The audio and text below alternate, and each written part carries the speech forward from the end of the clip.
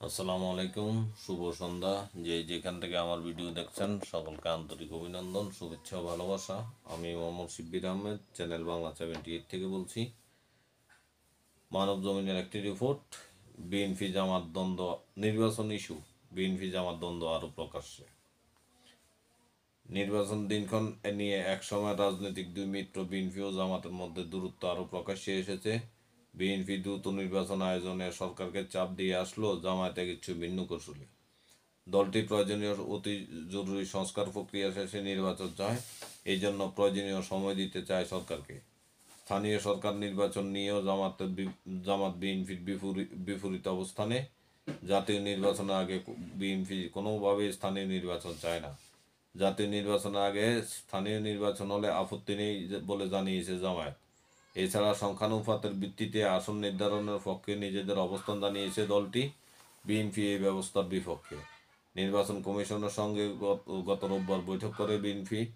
বৈঠকে ইসির নির্বাচন পদ্ধতি সম্পর্কে প্রস্তুতি সম্পর্কে জানতে চান বিএনপি নেতারা। ডিসেম্বরে আয়োজনের লক্ষ্য নিয়ে ইসি কাজ করছে বলে বিএনপি নেতাদের জানানো হয়। বৈঠকের 4 দিন পর জামায়াতের একটি প্রতিনিধি দল নির্বাচন কমিশনের সঙ্গে বৈঠক করেন। বৈঠকের দলটির সেক্রেটারি জেনারেল গোলাম মিয়া ফরওয়ার প্রতিনিধি দল নেতৃত্ব দেন।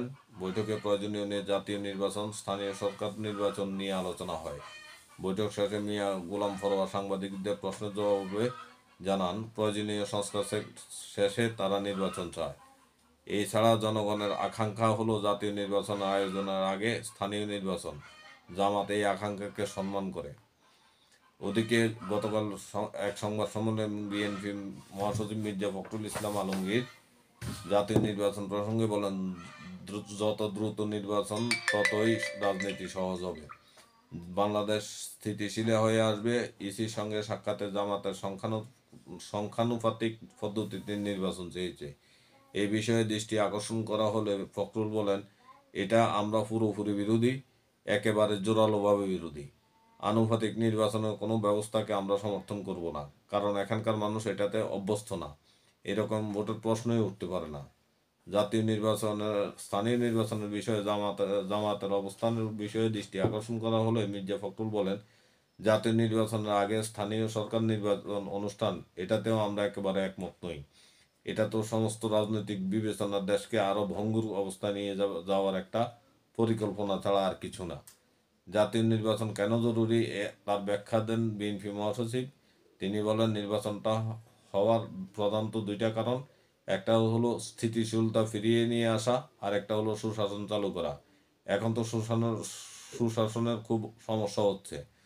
এটি কার্যকর করলেই তখন দেখবেন অর্থনীতি ভালো হয়ে আসবে।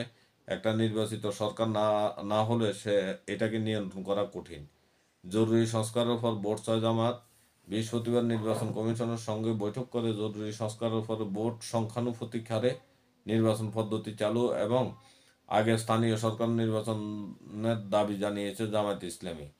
বৈঠক শেষে দলটির সেক্রেটারি জেনারেল গোলাম মিয়া ফরওয়ার এই তথ্য জানিয়েছেন, নো ইলেকশন উইদাউট রিফর্মস।